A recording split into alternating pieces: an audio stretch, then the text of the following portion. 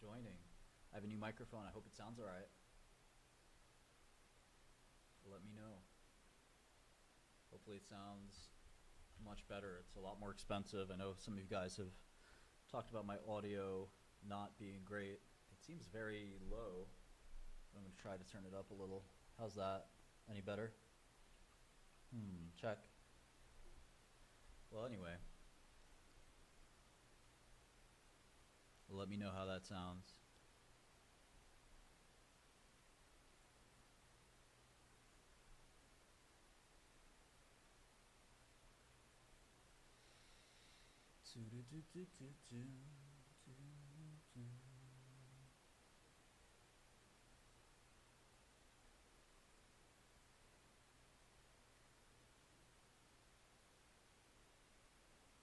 All right, let's see.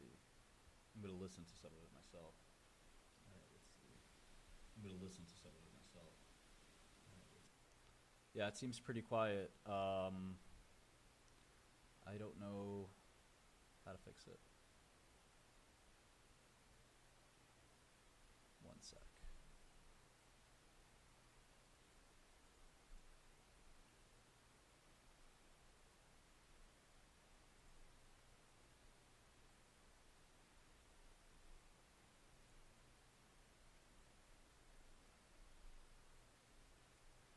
Check, check. Hello, test. This new Shure mic.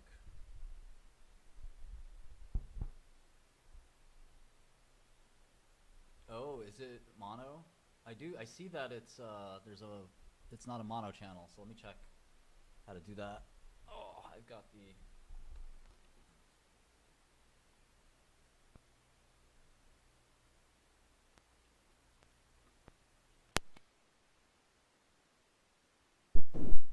Whoa. Is that better or worse? Hello?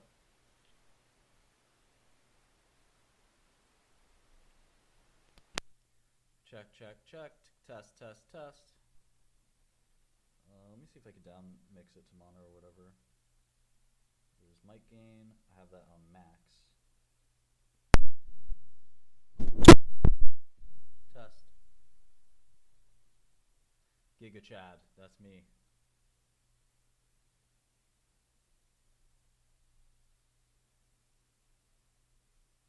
Down mix to mono. Okay, so there's mono. Hopefully that helps a little. But still not loud, right? Yeah.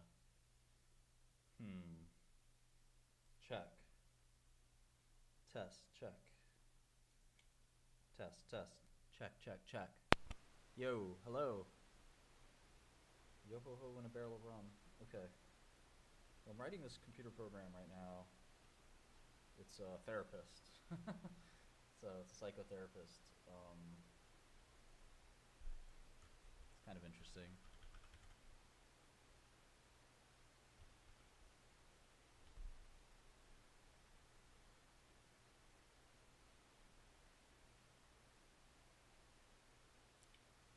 Well, let me see if I can read the manual for the microphone.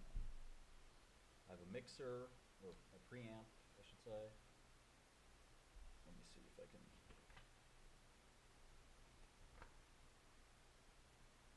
Let me go to the website to download the driver. I'm sorry you guys aren't getting the optimal streaming experience. You have to go to jiangguoyun.com.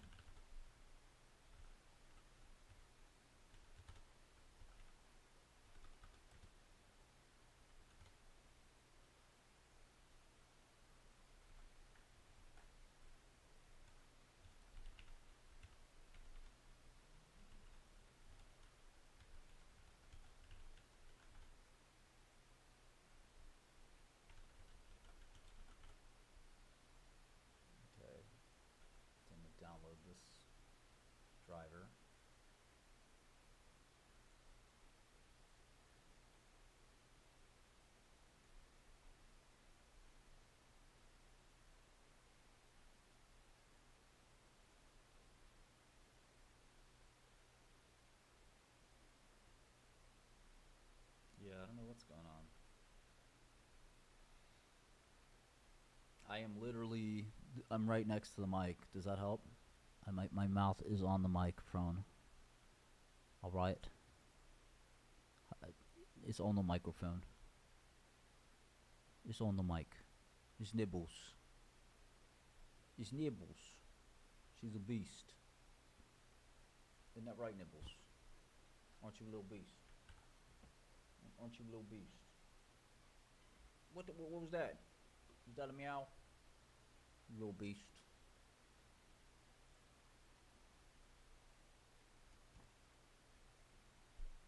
What kind of meow was that? Alright, let's see if we can fix the settings. If not, I'll switch microphones. How about I switch now? Whoa. Alright, can you guys hear me better now? I'm using the crappy webcam mic. I'll retire this mic for now. Fix it tomorrow. What you doing, kitty? Hey, Nibbles. Hey. Spend 500. Spend $500 on the webcam mic. On the mic and end up using the webcam one. Oh, I got a new Pixel phone as well. So I got a Pixel and an iPhone. I partially got the Pixel so I can use Twitter on it. So I got a new Twitter, but I can't tell anyone what it is or I'll get banned.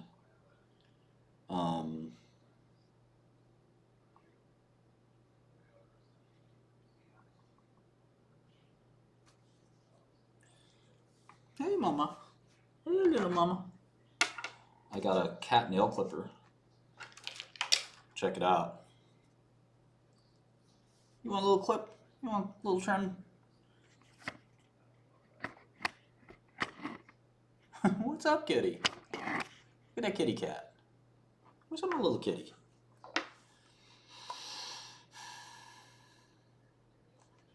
I have 9 followers. If people only knew it was me. Half my followers are spam. But John Cena did follow me today. Right, kitty? But John Cena follows everyone. So I got my 2 phones.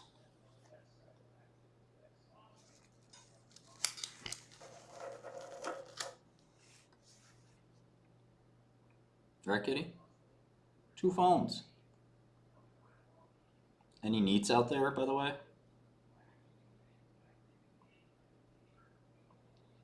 Wagey, in the cagey.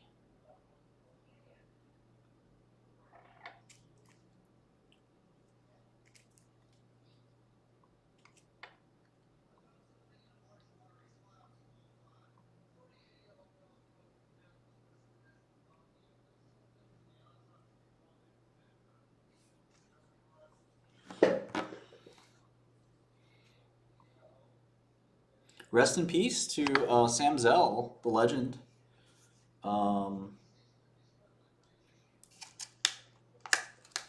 Sam Zell was a great man who I met before he passed away years ago on the set of a TV show. I read his book, which I highly recommend, by the way. Am I Being Too Subtle? The Grave Dancer.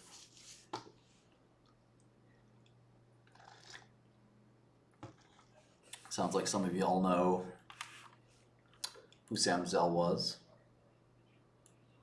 All right, I'm talking to my therapist. For now, I'm naming him Dr. Silverstein. I don't know if that's a good idea or not, but that's the name for now. And yeah, Sam was also, he used to ride motorcycles. So he had, instead of Sam Zell, it was Zell's Angels. It was pretty funny. He was a very charitable guy. He owned half the damn buildings in New York.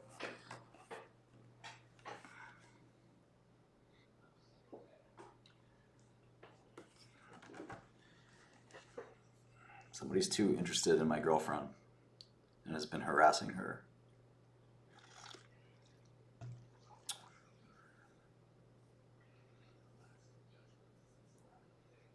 We all just want to be happy, right?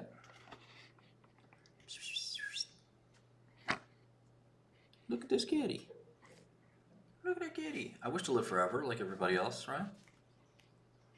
Look at that kitty. Oh, I love you. I love you, little mama.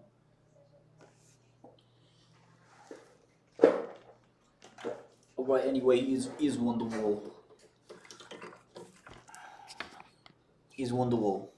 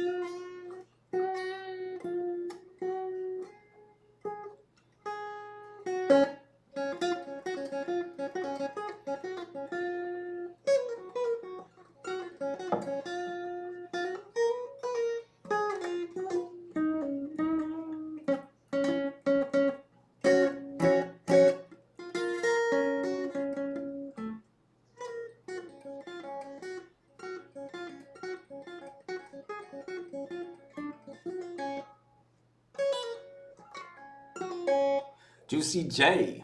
I love Juicy. I love Gucci.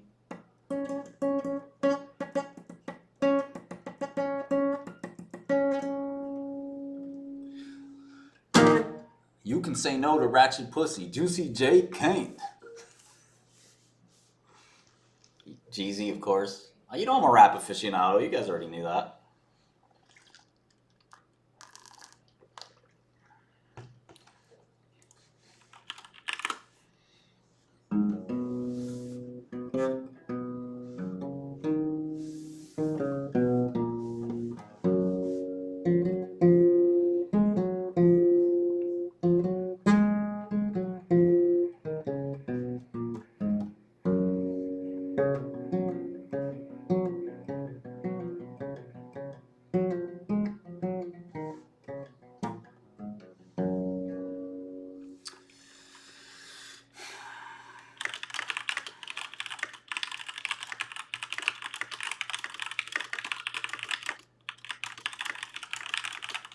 All right, so I'm talking to this therapist that I created called Dr. Silverstein.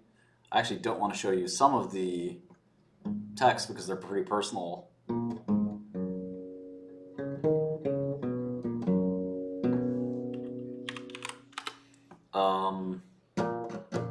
But I'm using a tool called Chroma that one of my friends made.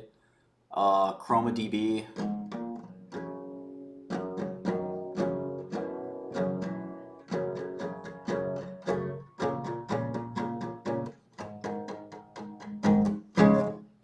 Yeah.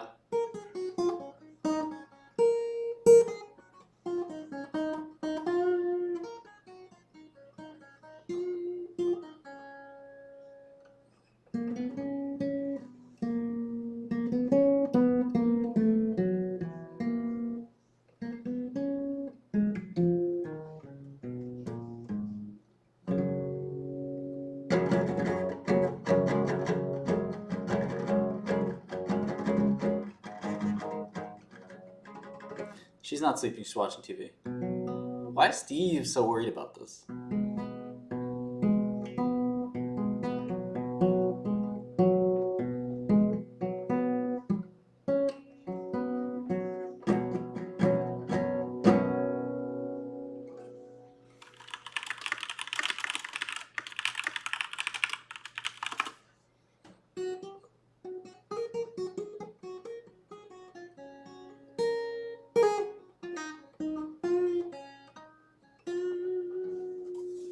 Let me see if I can show you some of what I'm working on here.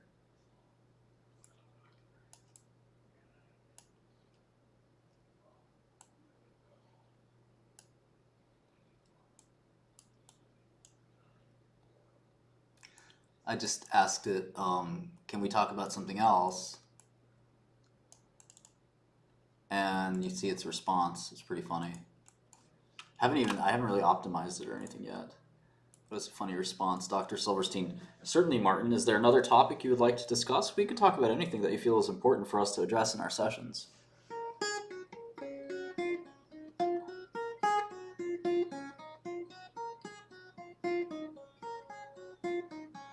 Hey Anna, what's up?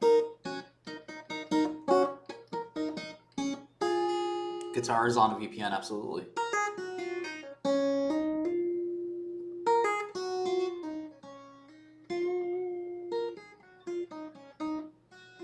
No, this is going out to 3.5 right now, actually. Chrome is just a vector database.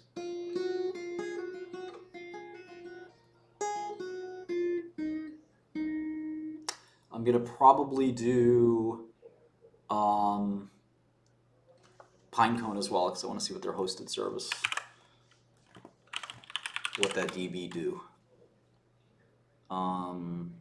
Sorry, Twitch folks. I want to say hi to all of you too.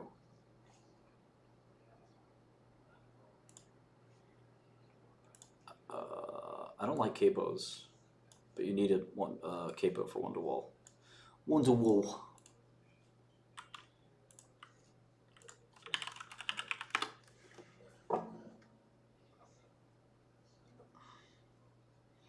What'd that vector do? What's up, Tyler? Reflexivity is, it's an interesting idea.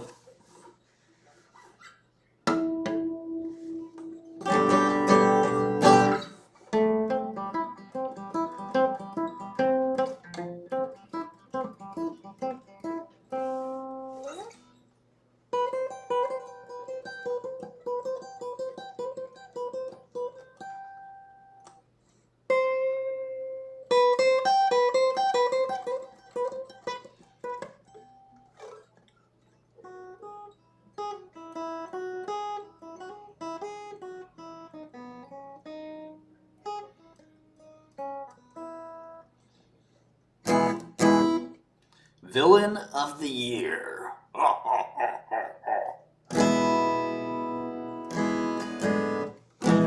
Alright, what should I ask Dr. Silverstein? Thanks, Doctor. I've been wondering about the meaning of life. What is the point?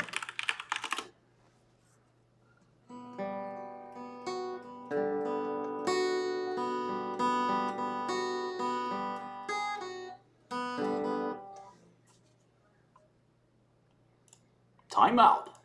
User goes in timeout. All right, he says, that's a very philosophical question, Martin. The meaning of life is subjective and can be different for each person. Some people may find meaning and purpose in their work and relationships or personal growth, while others may find it in spirituality, creativity, or giving back to the community. It's essential to take time to reflect on what beliefs and values are most important to you and what brings you joy and satisfaction. Once you identify those things, you can start to build meaningful life around them. Additionally, it's essential to remember that life is not always predictable, and there will be ups and downs. The key to practice is to practice resilience and adaptability in the face of changes, and to appreciate the good moments in life. Do you have any specific thoughts or questions regarding the meaning of life, Martin? All right, I'm going to take this off the screen real quick.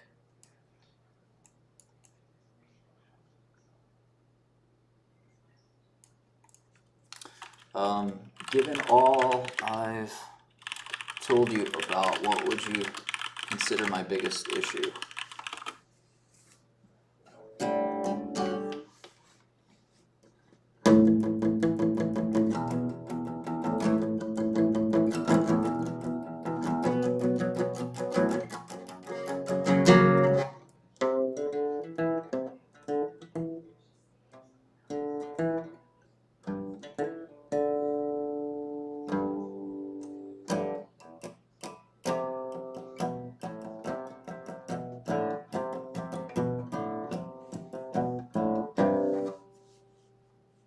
Okay.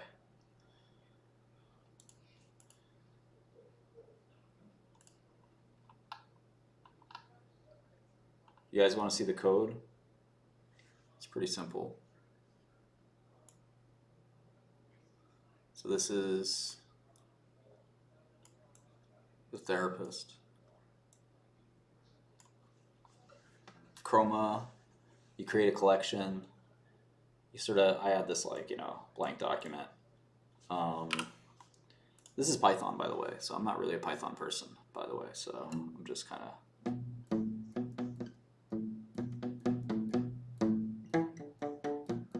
Yeah, it's pretty easy to do this stuff. This is just a quick demo. I just wrote this very quickly. I just wanted to sort of play with chroma.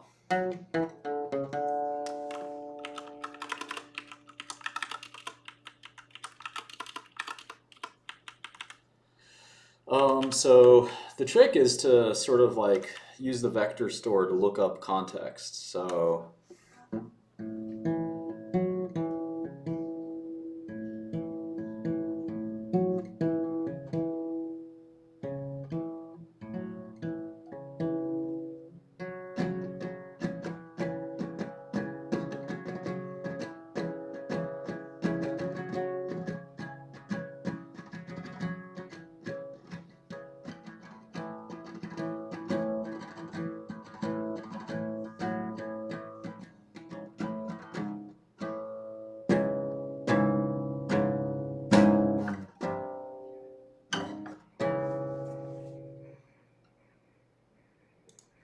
all right.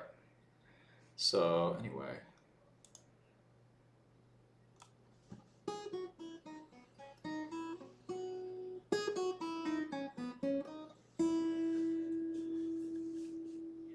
have you guys heard of this book?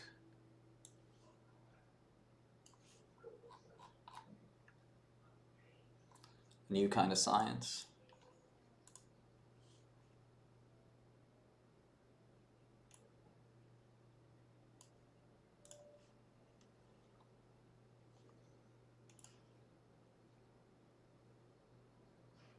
Swifty. He's a Swifty. It's only 1,300 pages of complexity.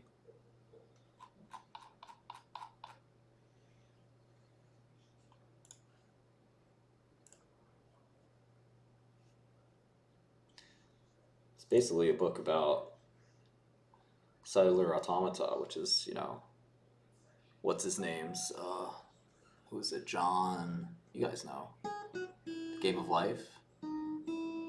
Anybody?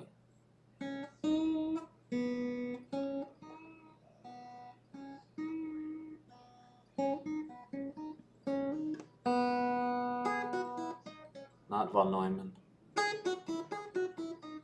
Conway, there we go, Tyler. Tyler wins. I love the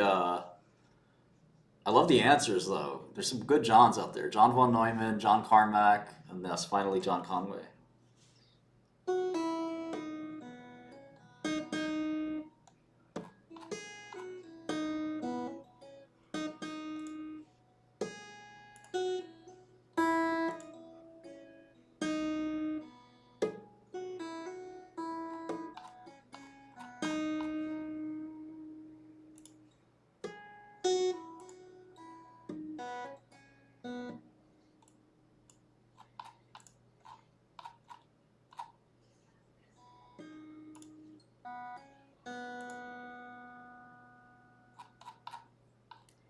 The Foundations for a New Kind of Science, The Crucial Experiment, The World of Simple Programs, Systems Based on Numbers, Two Dimensions and Beyond, Starting from Randomness, Mechanisms in Programs and Nature, Implications for Everyday Systems, Fundamental Physics, Processes of Perception and Analysis, The Notion of Computation, The Principle of Computational Equivalence. That's his big idea. Wolfram actually streams on Twitch.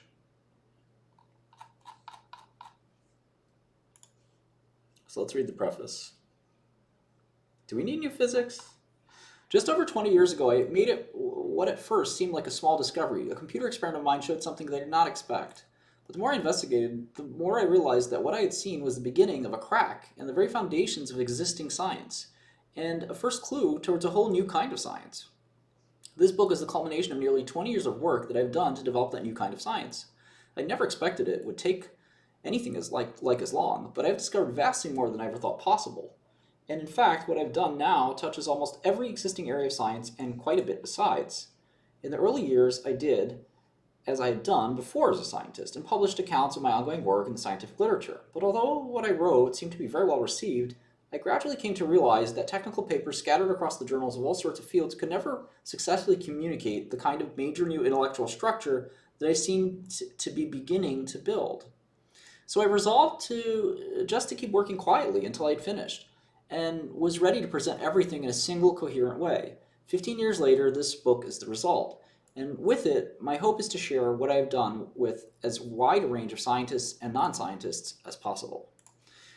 In modern times, it has been almost unheard of for genuinely new science to be presented for the first time in a book that can be read by non-scientists. For progress in science has mostly tended to take place in small steps that cannot reasonably be explained without relying on specialized technical knowledge of what has gone before.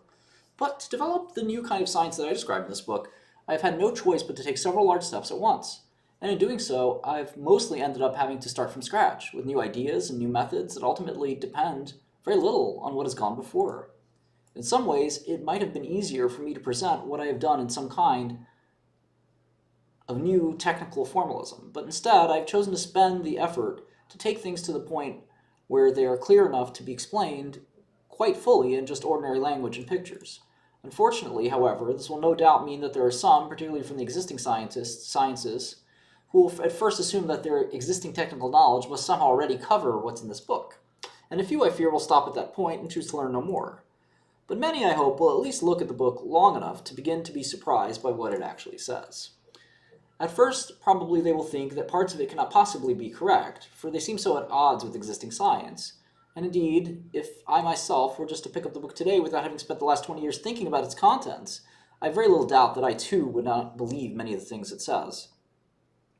But the computer experiments on which the science in the book is ultimately based are easy to check on any modern computer, and almost all the arguments in the book, which often not conceptually simple, require no specialized scientific or other knowledge to follow. Yet it has certainly taken me years to come to terms with the conclusions I've reached. And while I hope that all the effort I have put into the presentation of this book will make it easier for others, I don't expect it will be a quick process. For to absorb in any real way what the book has to say requires a fairly major shift in intuition and thinking. But the most important first step, I believe, is just to recognize what is involved. For though there are connections of all sorts, this book is first and foremost about a fundamentally new intellectual structure that needs to be understood in its own terms. It cannot reasonably be fit into any existing framework. It has been a great challenge for me to capture the things I've discovered over the past 20 years in a book of manageable size. And to do so, I've often ended up compressing into a page or even a paragraph the essence of what a chapter or even a book could be written about.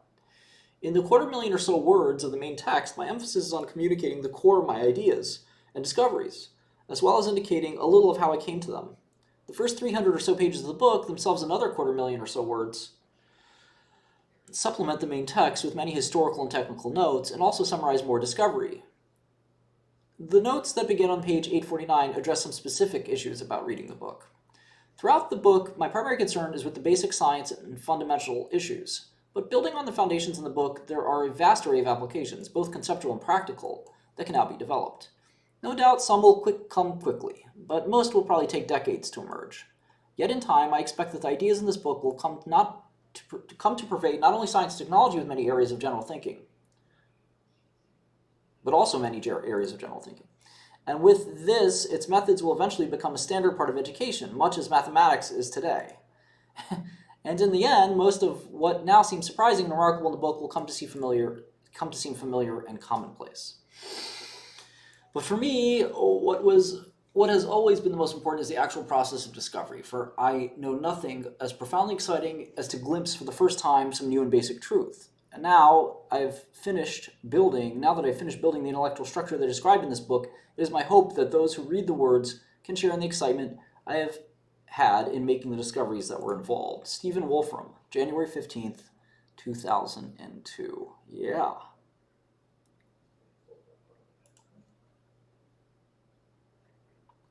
The creation of this book and the science it describes has been a vast personal undertaking, spanning the better part of half of my life so far. And for it to have all been even remotely possible has required a series of particular personal circumstances. Foremost among them is that I've lived at the moment in history when technology has first made it possible to do the kinds of things I've done. But also crucial has been that my early successes in science and business have for more than 20 years allowed me to be free to pursue the personal intellectual objectives I've chosen. That by my late teenage years, I'd already become established in science was what originally provided the personal confidence and practical situation that made it possible for me to embark on an intellectual project as ambitious as this. My early experiences, particularly in physics and computing, were crucial in pointing me in the basic direction I took. My work in designing and documenting Mathematica and its forerunners was central to developing for me a certain, definite pattern of clear thinking. My experiences in business were also important in helping me form a capacity for making strategic intellectual decisions. And the fact that for most of my life I've tried to learn as broadly and deeply as possible about science and other fields has provided me a crucial base of knowledge. But more than anything else, what has finally allowed me to create the new kind of science in this book is Mathematica. For while building Mathematica has taken a considerable amount of my time, I would, without it as a tool, never been able to do a vast majority of what is now in this book. In my early years, I was very much a part of the traditional scientific community, but had I remained there, I have very little doubt that I would never have been able to create something of the magnitude that I describe in this book. For even just to spend so many years on a single project outside of existing disciplines and without publishing anything about it would likely have become impossible, even in the highly favorable academic circumstances in which I found myself. But with the commercial success of Mathematica and Wolfram research, there have been, for many years, not been so many issues for me. And indeed, within my company, I've been able to build up a remarkable group of people who have supported my efforts in all sorts of ways. Over the past 15 years, hundreds of members of our R&D and engineering groups have worked to take my ideas from Mathematica and turn them into finished software that I and millions of others rely on every day. And at one time or another, almost every major department of my company has provided help that has been crucial to some aspect of the creation or production of this book. Yet what is probably most striking is that even in my role as CEO of a highly active company, I have for more than 10 years been able to devote a large amount of time that has been required to write this book and develop the science it describes. And more than anything else, what has made this possible is the outstanding team that has helped manage the ongoing operations of the company, especially our current executive committee: George Beck, Roger Germanson, Theodore Gray, Becky Porth, Brenda Skelly, Tom Wickham-Jones, and my brother Conrad Wolfram. To pursue a project of the length and intensity of this book would not have been possible without the great personal support of my family and friends. Particularly crucial has been my wife, who has contributed both directly and indirectly to many aspects of the book form and content of the book, and my children, whose excitement about the world has provided continuous encouragement and stimulation. Also important, especially in my youth, were my parents, who supported my early interests and direction. Like most, any creative project writing this book has ultimately been quite a solitary and personal matter, but I've been fortunate over the years to employ a variety of talented assistants who have helped the project in many ways: Eric Berg, Jason Colley, Matthew Cook, Andrew DeLay, Matthew Frank, Andrea Gerlach, David Hillman, Scott Koranda, Ed Pegg, Todd Rowland, Margoratza Strasbonarska, Matthew Sudzik, I'm just seeing if I recognize any of these people, Oyvind Chachford, Kelly Wendt, Eric Winfrey. Other members of Wolfram Research and Wolfram Media who have made particularly significant contributions are Larry Adelson, George Beck, John Bonadies, Kat Boucher, John Buck, Jeremy Davis, Thompson Anna Hall, Yu He, Andy Hunt, Janice Hunter, Andre Kuzanarek, Richard Miskey, John Progan, David Reese, Patrick Rice, Brenda Skelly, Carolyn Small, Michael Trott, Alan Wild. My administrative and computer systems assistants have also been crucial in helping me maintain the high level of personal productivity needed to pursue and complete this project. In developing the new kind of science in this book, I've benefited in many ways from the worldwide intellectual community. I've always worked hard to learn as many fields as possible, as deeply as I can, and to keep abreast of new developments that emerge.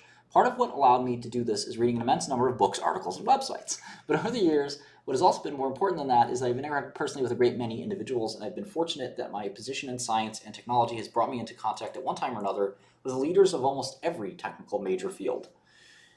In the early and mid-1980s, I did collaborative work relevant to this book, some published, some unpublished, with several people. Richard Feynman on the foundation of physics and computing, Olivier Martin on additive cellular automata, John Milner, the mathematics of cellular automata, Andrew Odalisco, additive cellular automata, and Norman Packard, 2D cellular automata, and Jim Salem, cellular automation fluids, or cellular automaton fluids.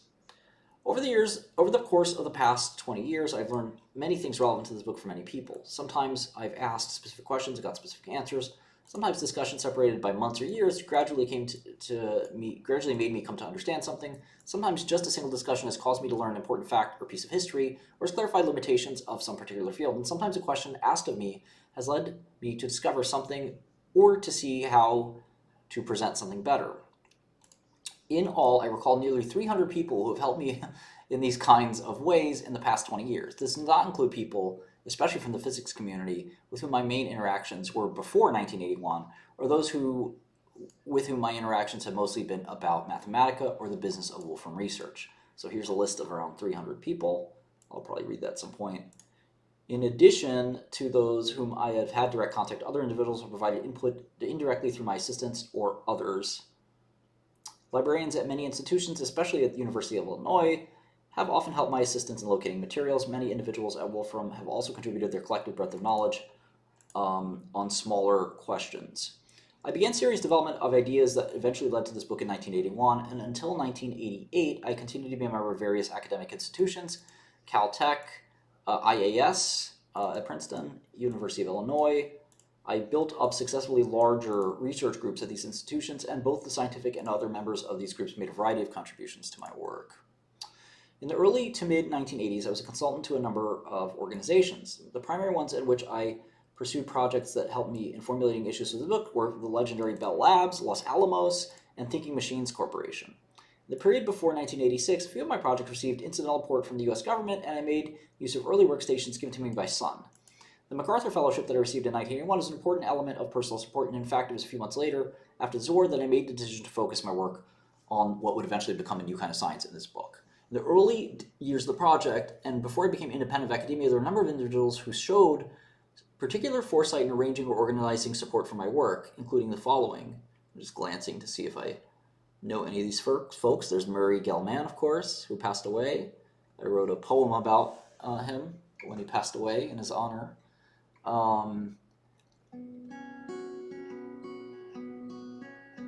Alright, many influences early in my life are no doubt reflected in one way or another in this book. That my mother was an Oxford philosophy don caused me in my youth to be exposed to a certain amount of academic philosophy.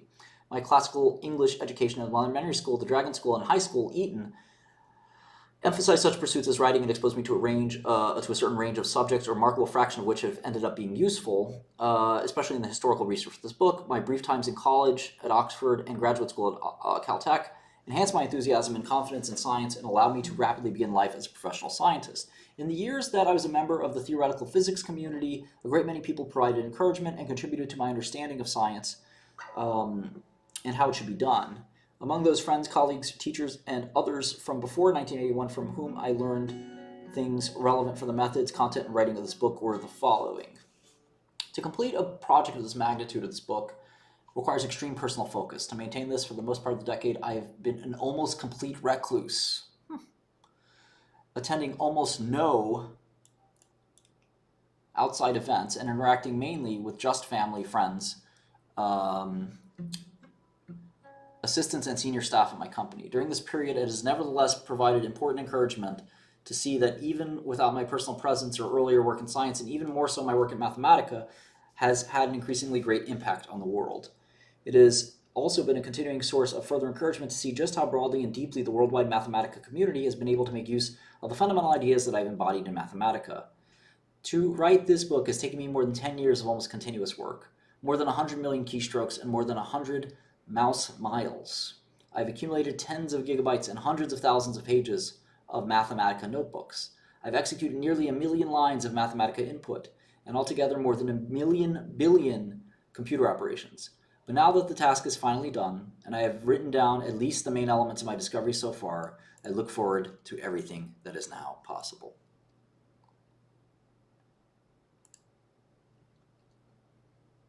The new microphone is not on. I'm using the webcam microphone, so I have to fix up the new microphone. All right, so this is chapter 1 of A New Kind of Science, the foundations for a new kind of science. Let's take a sample of this. An outline of basic ideas. 3 centuries ago, science was transformed by the dramatic new idea that rules based on mathematical equations could be used to describe the natural world. My purpose in this book is to initiate another such transformation. and to introduce a new kind of science that is based on the much more general types of rules that can be embodied in simple computer programs.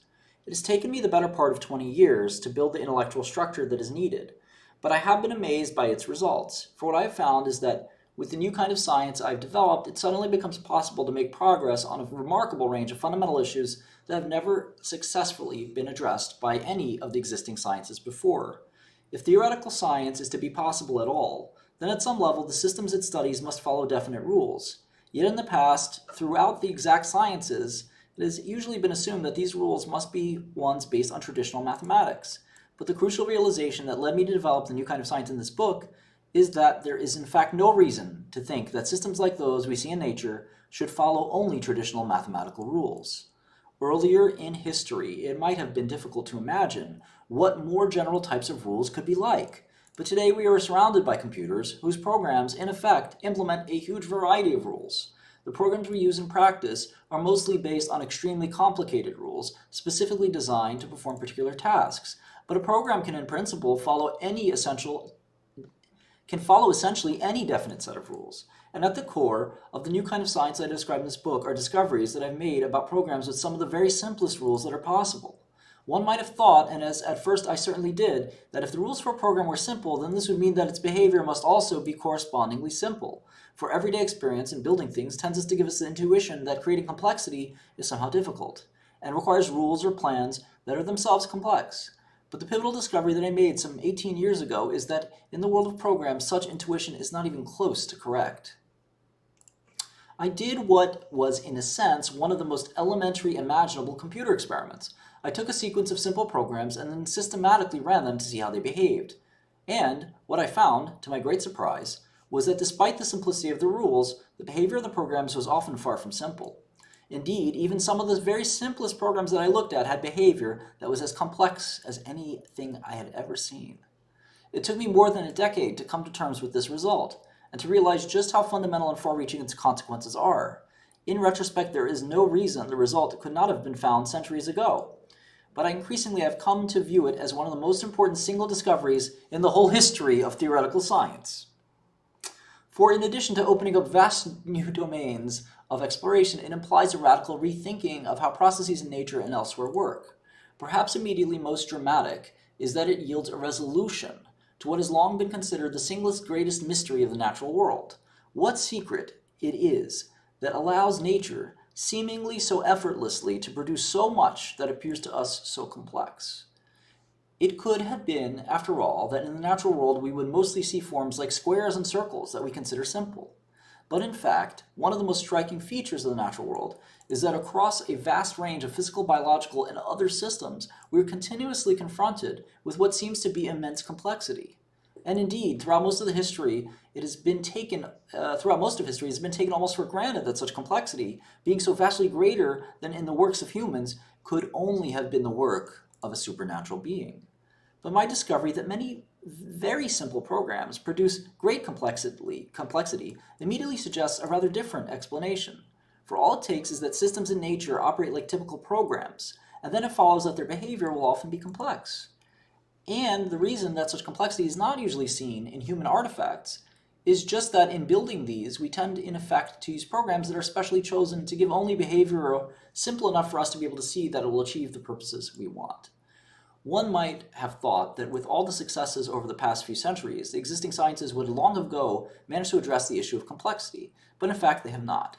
And indeed, for the most part, they have specifically defined their scope in order to avoid direct contact with it.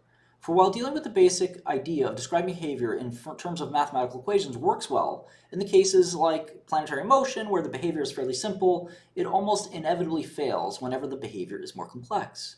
And more or less the same is true of descriptions based on ideas like natural selection and biology. But by thinking in terms of programs, the new kind of science that I developed in this book is for the first time able to make meaningful statements about even immensely complex behavior. In the existing sciences, much of the emphasis over the past century or so has been on breaking systems down to find their underlying parts, and then trying to analyze these parts in as much detail as possible. And particularly in physics, this approach has been sufficiently successful that the basic components of everyday systems are by now completely known. But just how these components act together to produce even some of the most obvious features of the overall behavior we see has in the past remained an almost complete mystery. Within the framework of this new kind of science that I developed in this book, however, it is finally possible to address such a question.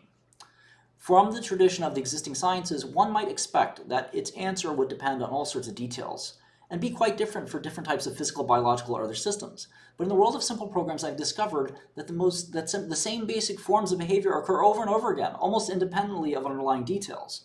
Now, what this suggests is that there are quite universal principles to determine overall behavior, or principles that determine overall behavior, and that can be expected to apply not only to simple programs, but also to systems throughout the natural world and elsewhere. In the existing sciences, whenever a phenomenon is encountered that seems complex, it is taken almost for granted that the phenomenon must be the result of some underlying mechanism that is itself complex. But my discovery that simple programs can produce great complexity makes it clear that this is in fact not correct.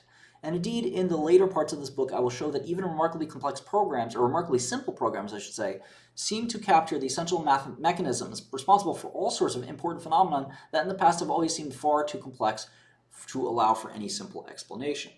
It is not uncommon in the history of science that new ways of thinking are what finally allow long-standing issues to be addressed. That's certainly true. But I have been amazed at just how many issues central to the foundations of the existing sciences I've been able to address by using the idea of thinking in terms of simple programs. For more than a century, for example, there's been confusion about how thermodynamic behavior arises in physics. Yet from my discoveries about simple programs, I've developed a quite straightforward explanation. And in biology, my discoveries provide for the first time an explicit way to understand just how it is that so many more organisms exhibit such great complexity. Indeed, I even have increasing evidence that thinking in terms of simple programs will make it possible to construct a single, truly fundamental theory of physics from which space-time, quantum mechanics, and all other known features of the universe will emerge. When mathematics was introduced into science, it provided for the first time an abstract framework in which scientific conclusions could be drawn without direct reference to physical reality. Yet despite all its development, over the past 1,000 years, mathematics itself has continued to concentrate only on rather specific types of abstract systems, most often ones somehow derived from arithmetic or geometry. But the new kind of science that I describe in this book introduces what are in a sense much more general abstract systems based on rules of essentially any type whatsoever. Let's see how much more this first chapter is.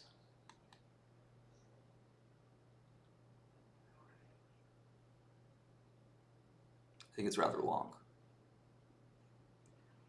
Because this is a very, very long book. Okay, it's not too long. It's another 15 pages or so. Well, Wolfram, what's weird about this book, I'd say, is that in a lot of ways there's been a lot written on complexity, right? So it's not like this is a new subject. There's quantum complexity, there's all kinds of things written about cellular automata. So there isn't a lot to me, it seems like a very odd thing to sort of, wax on about without just sort of showing the math, but that's just me. I do plan on reading it. Wolfram was one of my heroes, still is, growing up. I used his Mathematica programs as a teenager. Sitting in Columbia University classes I wasn't allowed to be in.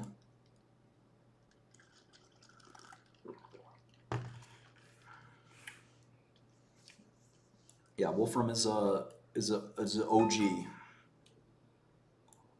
Original, I don't know, something.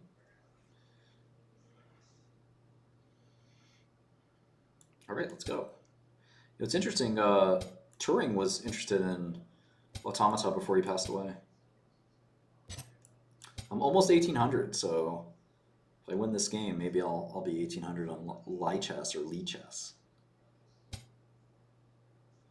Good evening, Martin. I was wondering, instead of reading these books about obscure sciences, do you think about maybe getting some bitches on your dick? Just a quick thought.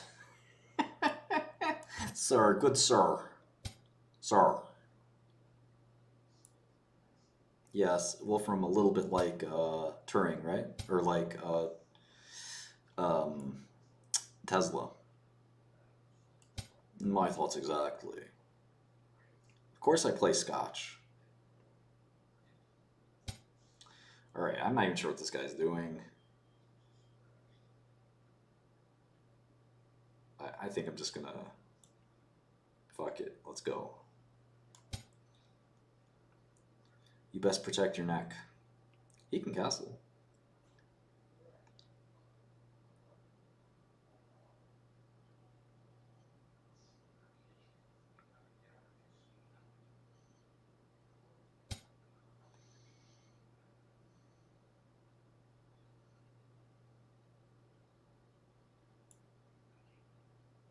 This exposes the D pawn.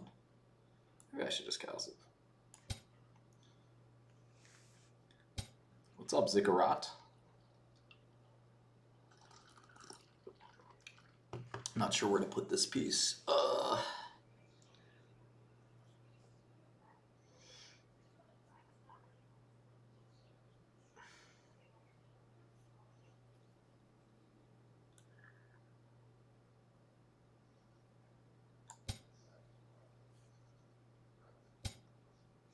I feel, ooh, wow, that's exciting. It's a big unprovoked mistake there.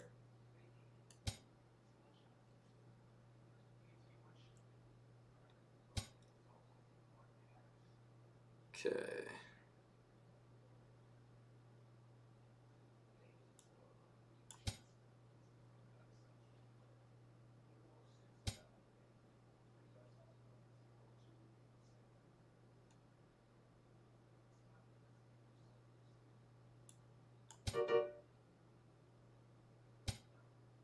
See a check, play a check.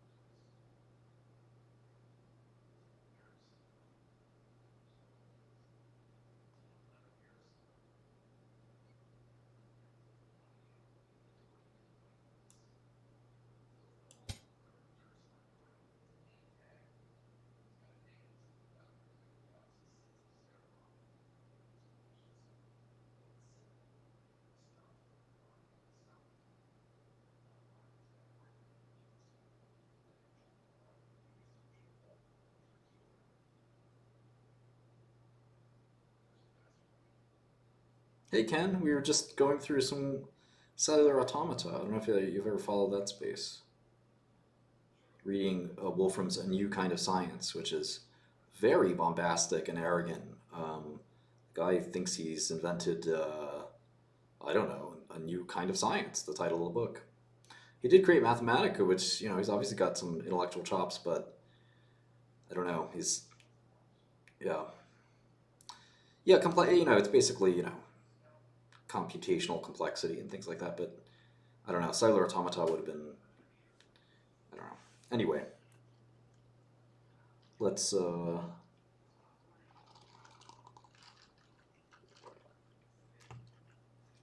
me focus on this game. I need to hit 1800. I need it.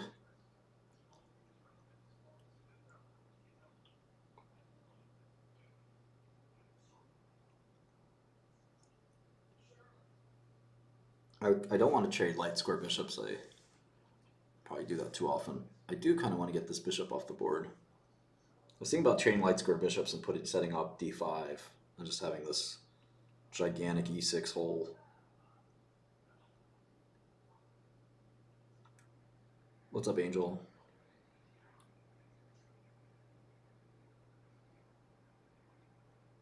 Sweet dollar tea at McDonald's. I drink that. 2.5 Men. I watch that. Alright, this guy went AFK, so free rating points for me. No hints, please, please. Yeah, the other guy in the space is Chayton with his Omega complexity.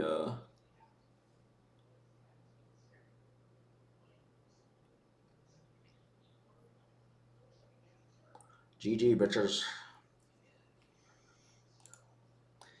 Today was gonna be the day, but they'll never throw it back to you.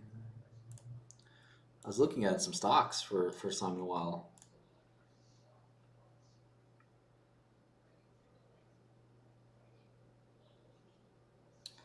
By now, you should have somehow realized what you're not to do. Alright, should we look at Arrowhead? Pretty interesting company. Or 4D Molecular. I've never looked at 4D Molecular.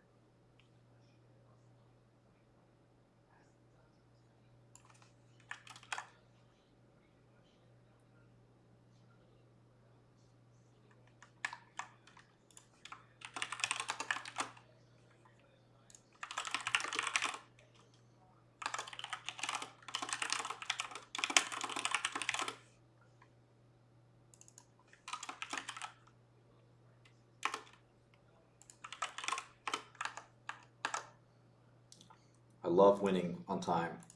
I wasn't going to win this game, so I'm so happy. Hope you disconnect forever. May your computer never work again as you give me these rating points. I'm almost good enough to play Botez's sister.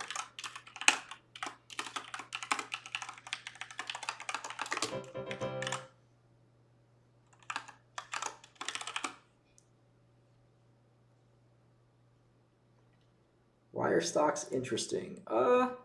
They're interesting mathematical puzzles, actually. You know Jim Simons, of course. Chern-Simons topological theorem.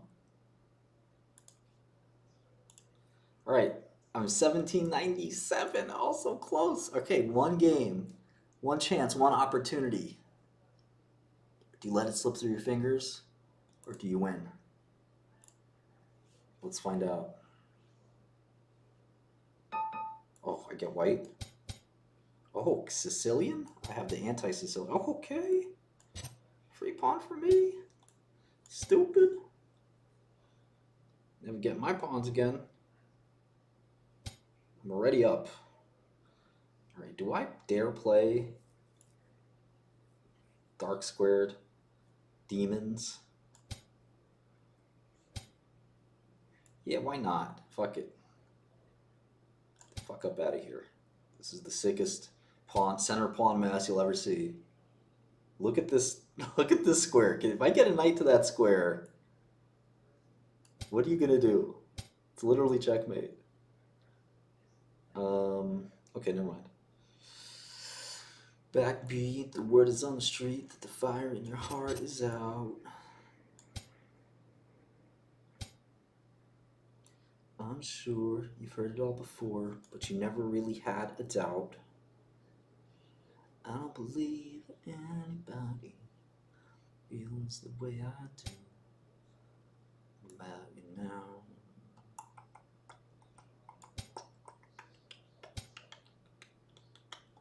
All right, what do I do here? Take, push a T. Castle, takes. Still fine.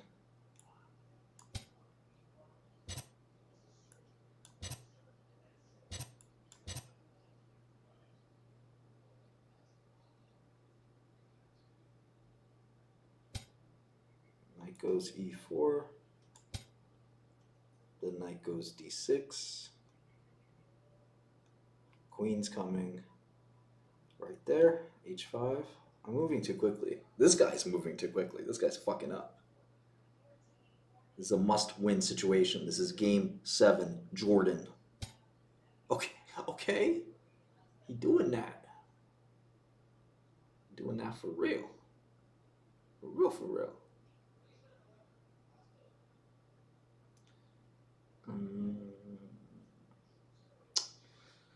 Huh. I mean, what's the threat? You ain't got shit.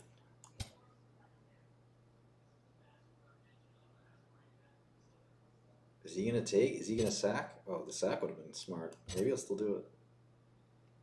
I actually think the sack is good. Bishop takes G2. Now, is this what you want against your king side? I don't think so. I don't think that's good. All right, what's he trying to do now? Checkmate. Checkmate. I don't got time for this. If I play this, he takes... Yeah, that's fine. I don't want to close off the king side, but I don't really have too many choices here, right? It's got to be another resource for me.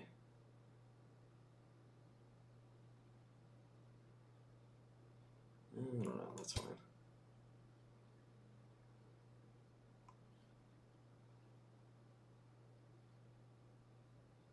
Now I will show you some pain. Oh, he's got to move his knight.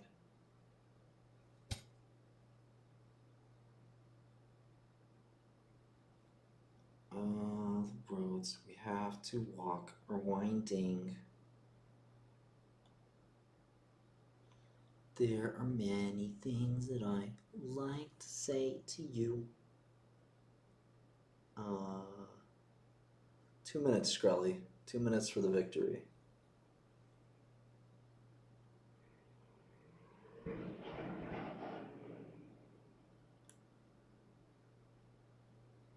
I don't know. Why do I help him reposition his queen?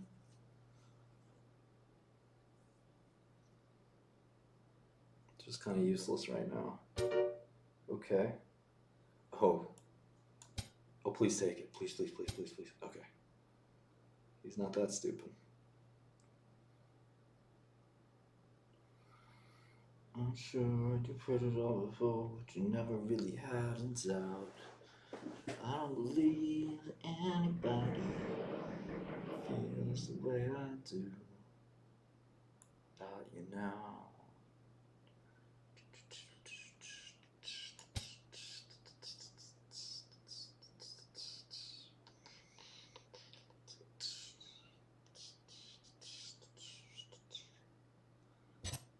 Okay.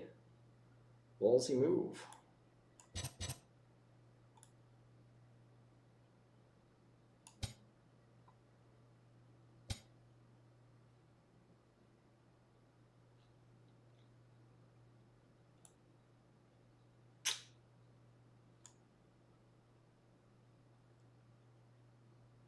Said maybe you're gonna be the one that saves me. Take it.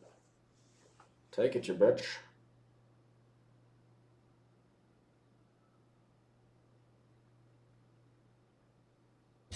Ugh, he did it. I didn't expect he would take it.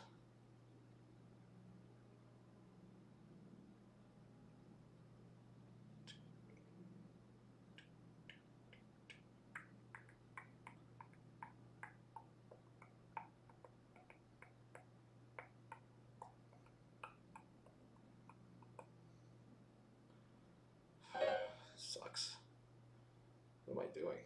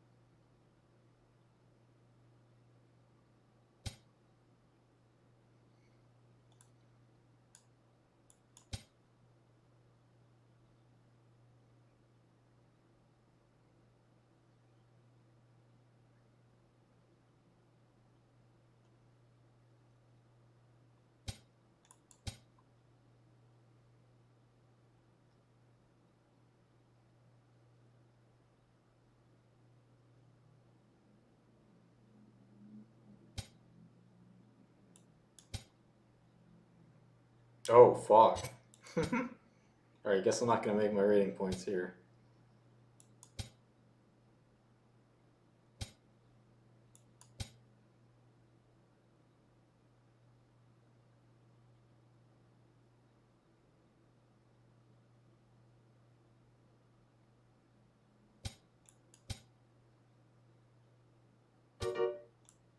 Hey, a chance. A small chance. Fuck.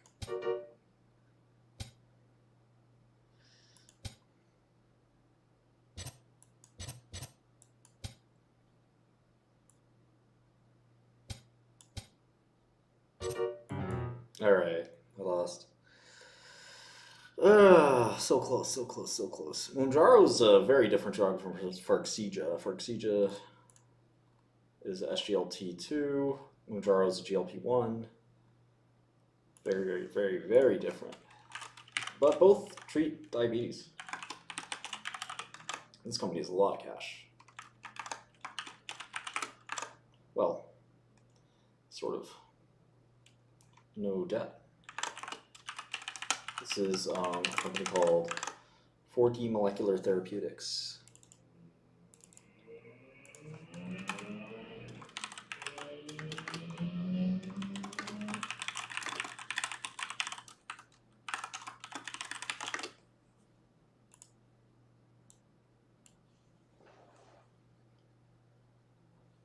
Aripiprazole, sure. It's pretty safe. I mean, it's a serious medicine for a serious illness.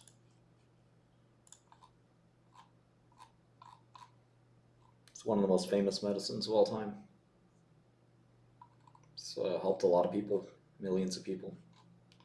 It's low dose is very safe. At the high dose is, not so safe. But for very serious illness, it's worth the trade-off usually.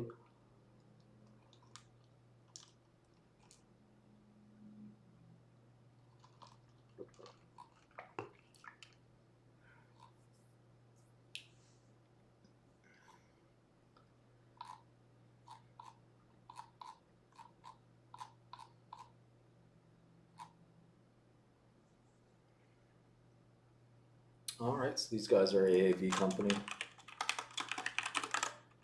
They've got 4D 150 for AMD, DME. They've got 4D 710 for cystic fibrosis. They've got 4D 310 for Fabry cardiomyopathy. They've got 4D 125 for XLRP, retinitis pigmentosa, and 4D 110 for choroideremia. And then they have 4D 175 for geographic atrophy, and 4D 725 for alpha-1 antitrypsin deficiency lung disease. Alright, so pretty big portfolio of gene therapies for this company, 4D.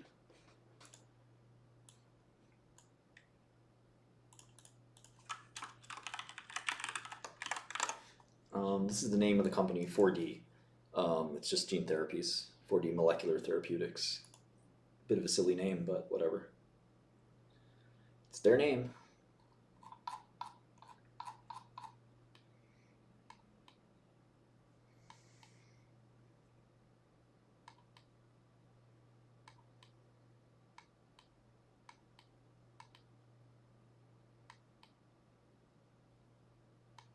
Alright, let's go to their SEC file. Let's go to their corporate website. 4D Molecular Therapeutics.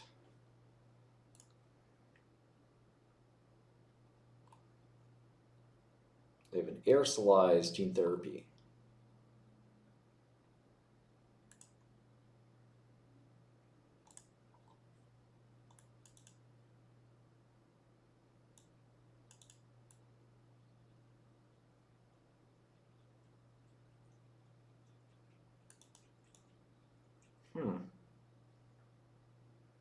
Interesting.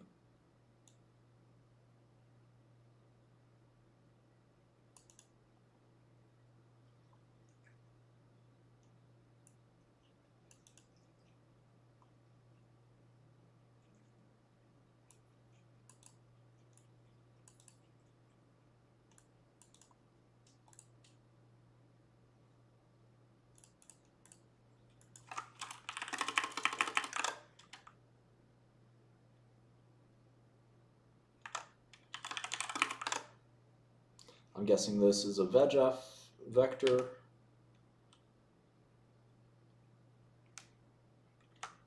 Not a lot of detail, not a lot of product detail here.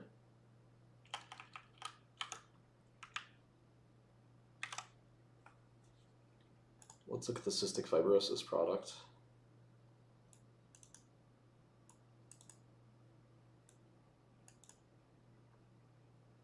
Cystic is important because there's still people who can't use Vertex's drugs.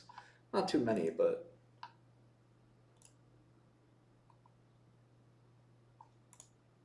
all right, this is probably going to be worth looking at in more detail.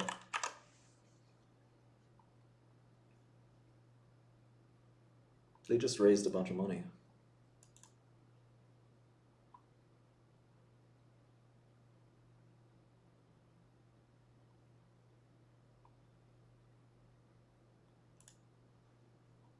There is a big race for all these VEGF gene therapies.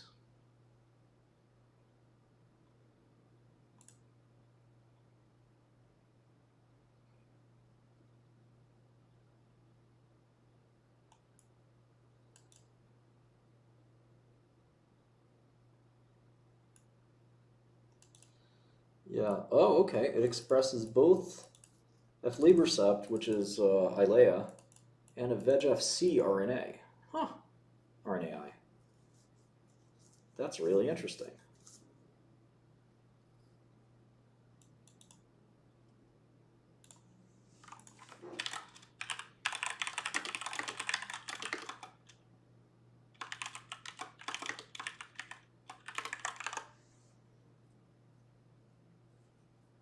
This is their own vector, R100.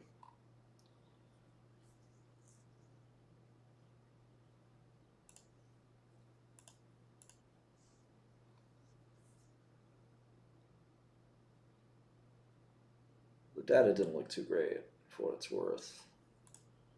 Let's look at this data for cystic.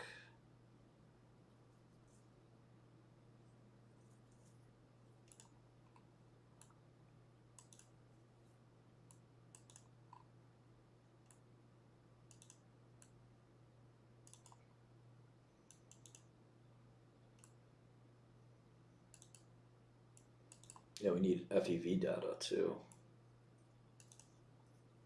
Well, maybe it's a little early for the FEV data. I don't know.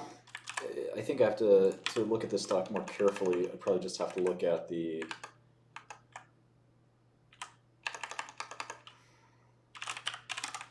kind of competitive landscape for these gene therapies, for the VEGF replacement gene therapies.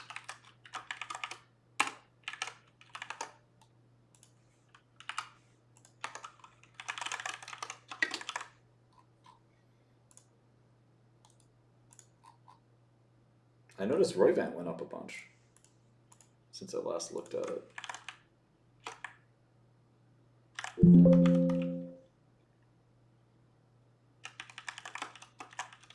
I have 386 biotechs on my list now. I have to do them, go one by one. Trading's mostly nonsense, gosh.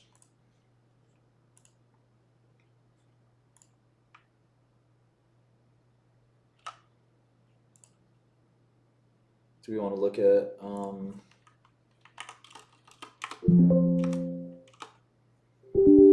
this is my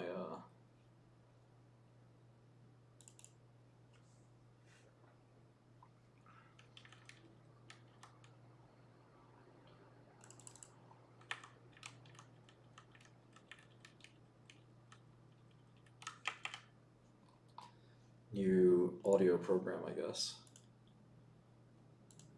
for my amplifier. All right.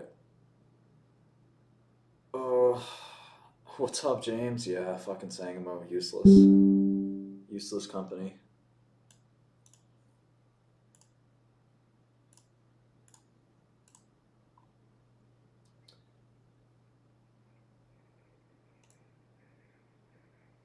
All right, so Wolfram here says, One might have thought that such systems would be too diverse for meaningful general statements to be made about them. But the crucial idea that has allowed me to build a unified framework for the new kind of science that I describe in this book is that just as the rules for any system can be viewed correspondingly to a program, so also its behavior can be viewed as corresponding to a computation. Traditional intuition might suggest that to do more sophisticated computations would always require more sophisticated underlying rules. But what launched the whole computer revolution is the remarkable fact that universal systems with fixed underlying rules can be built that can in effect perform any possible computation.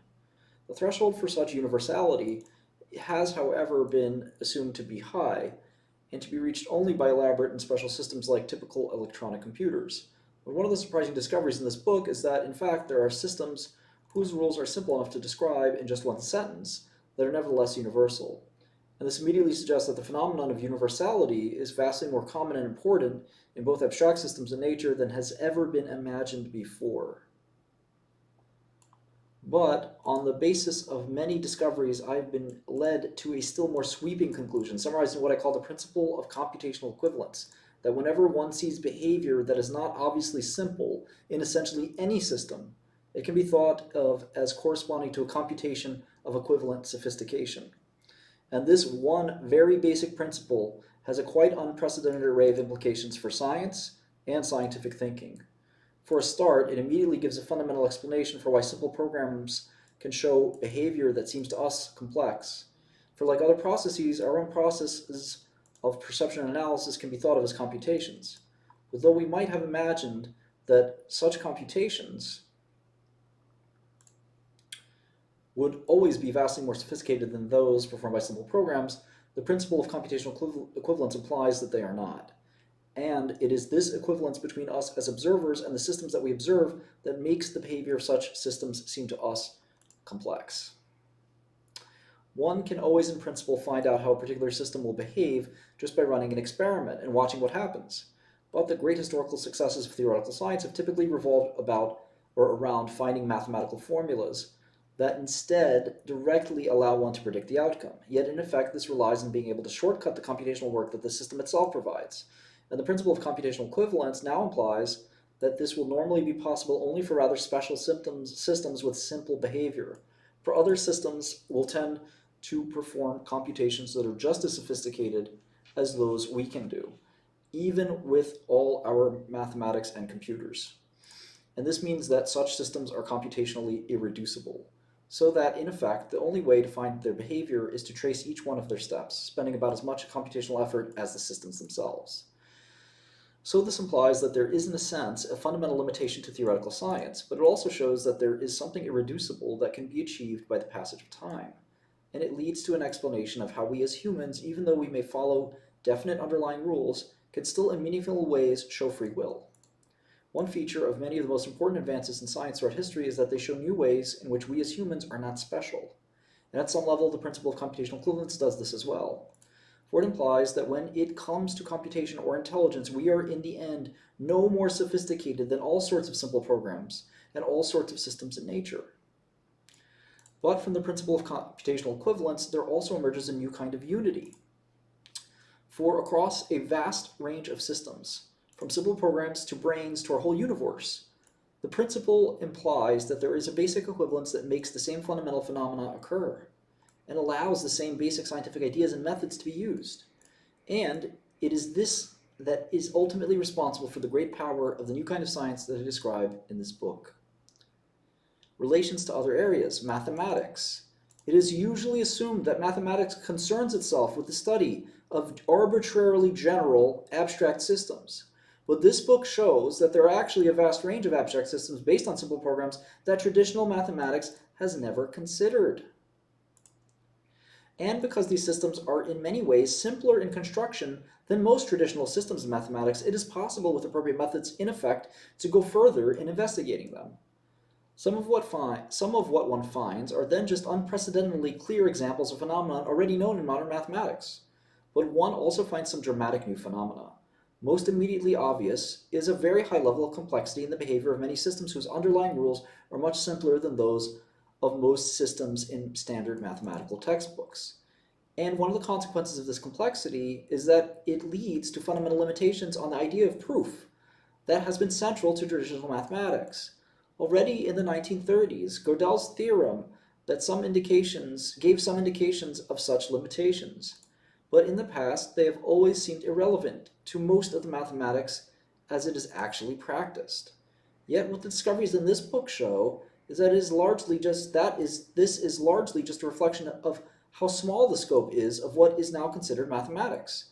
And indeed, the core of this book can be viewed as introducing a major generalization of mathematics, with new ideas and methods and vast new areas to be explored. This gives me hope for the Collatz conjecture. The framework I develop in this book also shows that by viewing the process of doing mathematics in fundamentally computational terms, it becomes possible to address important issues about the foundations even of existing mathematics. Physics. The traditional mathematical approach to science has historically had its great success in physics, and by now it has become almost universally assumed that any serious physical theory must be based on mathematical equations. Yet with this approach, there are still many common physical phenomena about which physics has had remarkably little to say. But with the approach of thinking in terms of simple programs that I develop in this book, it finally seems possible to make some dramatic progress. And indeed, in the course of this book, we will see that some extremely simple programs seem able to capture the essential mechanisms for a great many physical phenomena that have previously seemed completely mysterious. Existing methods in theoretical physics tend to revolve around ideas of continuous numbers and calculus, or sometimes probability. Yet most of the systems in this book involve just simple discrete elements with definite rules. And in many ways, it is the greater simplicity of this underlying structure that ultimately makes it possible to identify so many fundamentally new phenomena. Ordinary methods or ordinary models for physical systems are idealizations that capture some features and ignore others. And in the past, what was most common was to capture certain simple numerical relationships that could, for example, be represented by smooth curves. But with the new kinds of models based on simple programs that I explore in this book, it becomes possible to capture all sorts of much more complex features that can only really be seen in explicit images of behavior. In the future of physics, the greatest triumph would undoubtedly be to find a truly fundamental theory for a whole universe. Yet despite occasional optimism, traditional approaches do not make this seem close at hand. But with the methods and intuition that I develop in this book, there is, I believe, finally a serious possibility that such a theory can actually be found. In biology, vast amounts are now known about the details of biological organisms, but very little in the way of the general theory has ever emerged. Classical areas of biology tend to treat evolution by natural selection as a foundation, leading to the notion that general observations about living systems should normally be analyzed on the basis of evolutionary history rather than abstract theories. And part of the reason for this is that traditional mathematical models have never seemed to become even close to capturing the kind of complexity that we see in biology. But the discoveries in this book show that simple programs can produce a high level of complexity. And in fact, it turns out that such programs can reproduce many features of biological organisms, and for example, seem to capture some of the most essential mechanisms through which genetic programs manage to generate the actual biological forms we see. So this means that it becomes possible to make a wide range of new models for biological systems and potentially to see how to emulate the essence of their operation, say for medical purposes. And insofar as there are general principles for simple programs, these principles should also apply to biological organisms, making it possible to imagine constructing new kinds of general abstract theories in biology. How about social sciences? From economics to psychology, there have been a widespread, if controversial, assumption, no doubt from the success of the physical sciences, that solid theories must also always be formulated in terms of numbers, equations, and traditional math. But I suspect that one will often have a much better sense of capturing fundamental mechanisms for phenomena in the social sciences by using instead the new kind of science I develop in this book, based on simple programs. No doubt there will quite quickly be all sorts of claims about applications of my ideas to social sciences, and indeed, the new intuition that emerges from this book may well almost immediately explain phenomena that have in the past seemed quite mysterious. But the very results of the book show that there will inevitably be fundamental limits to the application of scientific methods. There will be new questions formulated, but it will take time before it becomes clear when general theories are available or possible, and when one must instead inevitably rely on the details of judgment for specific cases. Let's talk about computer science. Throughout its brief history, computer science has focused almost exclusively on studying specific computational systems set up to perform particular tasks. But one of the core ideas of this book is to consider the more general scientific question of what arbitrary computational systems do. And much of what I have found is vastly different from what one might expect on the basis of existing computer science. For the systems traditionally studied in computer science tend to be fairly complicated in their construction, yet yield fairly simple behavior that recognizably fulfills some particular purpose. But in this book, what I show is that even systems with extremely simple construction can yield behavior of immense complexity. And by thinking about this in computational terms, one develops a new intuition about the very nature of computation. One consequence is a dramatic broadening of the domain of which computational ideas can be applied, in particular to all sorts of fundamental questions about nature and about mathematics. Another consequence is a new perspective on existing equations in computer science, particularly ones related to what ultimate resources are needed to perform general types of computational tasks. How about philosophy? At any period in history, that there are issues about the universe and our role in it that seem accessible only to the general arguments of philosophy. But often progress in science eventually provides a more definite context. And I believe that the new kind of science in this book will do this for a variety of issues that have been considered fundamental even since antiquity. Among them are questions about ultimate limits to knowledge, free will, the uniqueness of the human condition, and the inevitability of mathematics. I like that, the inevitability of mathematics. Much has been said over the course of philosophical history about each of these, yet inevitably it has been informed only by the current intuition about how things are supposed to work. But my discoveries in this book lead to a radically new intuition. And with this intuition, it turns out that one can, for the first time, begin to see resolutions to many long-standing issues, typically along rather difficult lines from those expected on the basis of traditional arguments in philosophy. Art. It seems so easy for nature to produce forms of great beauty, yet in the past, art has mostly just had to be content to imitate such forms. But now with the discovery that simple programs can capture the essential mechanisms for all sorts of complex behaviors in nature, one can imagine just sampling such programs to explore generalizations of the forms we see in nature. Traditional scientific intuition and early computer art might lead one to assume that simple programs would always produce pictures too simple and rigid to be of artistic interest. But looking through this book, it becomes quite clear that even a program that may have extremely simple rules will often be able to generate pictures that have striking aesthetic qualities, sometimes reminiscent of nature, but often unlike anything ever seen before. Technology, despite all its success, there is still much that goes on in nature that seems more complex and sophisticated than anything technology has been able to produce. But what the discoveries in this book now show is that by using the types of rules embodied in simple programs, one can capture many of the essential mechanisms of nature. And from this, it has become possible to imagine a whole new world of technology that in effect achieves the same sophistication as nature. Experience with traditional engineering has led to the general assumption that to perform a sophisticated task requires constructing a system whose basic rules are somehow correspondingly complicated. This has very much relations to AI at the moment.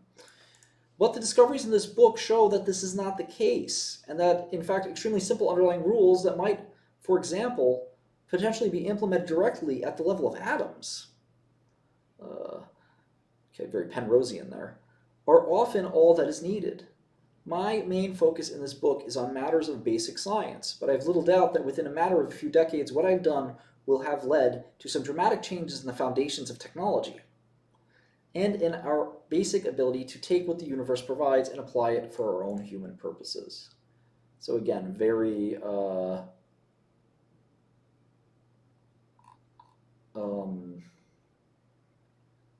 I don't know, arrogant? Is that a fair way to say it? Kind of arrogant. Some past initiatives. My goals in this book are sufficiently broad and fundamental that there have inevitably been previous attempts to achieve at least some of them. But without the ideas and methods of this book, there have been basic issues that have eventually ended up presenting almost insuperable barriers to every major approach that has been tried, such as artificial intelligence. When electronic computers were first invented, it was widely believed that it would not be very long before they would be capable of human-like thinking. And in the 1960s, the field of AI grew up with the goal of understanding processes of human thinking and implementing them on computers. But doing this turned out to be much more difficult than expected, and after some spin-offs, little fundamental progress was made.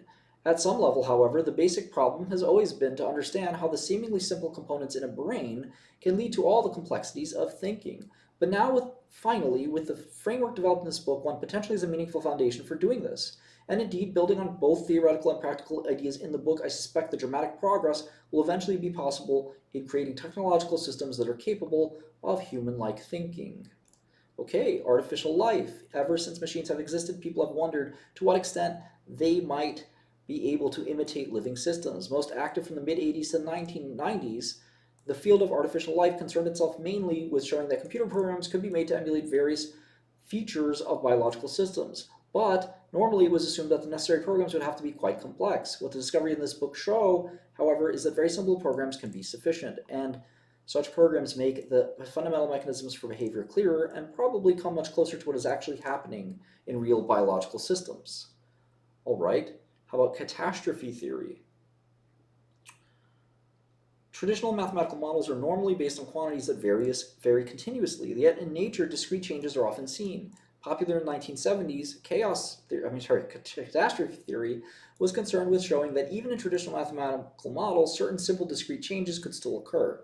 In this book, I do not start from any assumption of continuity, and the types of behavior I study tend to be vastly more complex than those in catastrophe theory. He goes on to talk about chaos theory, complexity theory, computational complexity theory, cybernetics, dynamical systems theory, one of my favorites, evolution theory, experimental mathematics, fractal geometry, general systems theory, nanotechnology, nonlinear dynamics, scientific computing, self-organization, statistical mechanics, and that's that. So there's a personal story, and that I think ends the chapter. So chapter 2 looks like a classic discussion on cellular automata. There's a lot of pictures in this book, a lot of curious machines. Some have been very interesting. Rule 250. Rule 90, one of these is apparently Turing complete. And again, cellular automata are very interesting. If you want to read more about cellular automata, look up John Conway's Game of Life, which is a very big inspiration for me as a child. Looks like there's some stock market graphs as well, interestingly. But a lot on cellular automata and the complexity that comes from within them. I think it's easy to go crazy thinking about and looking at cellular automata. Emil Post didn't work on cellular automata, so to speak, or did he? I know Post went crazy. So many mathematicians go crazy. We're reading A New Kind of Science by Stephen Wolfram. All right, folks, I think it's time for bed. I hope you found that interesting. I have looked into the monster group since you told me about it. We'll do some more programming lessons for sure. I've been writing actually a bunch of Python today, definitely reminding me of the importance of learning Python and getting better at it. Yeah, only 1,000 pages left to go. Nibbles is here? We're going to sleep.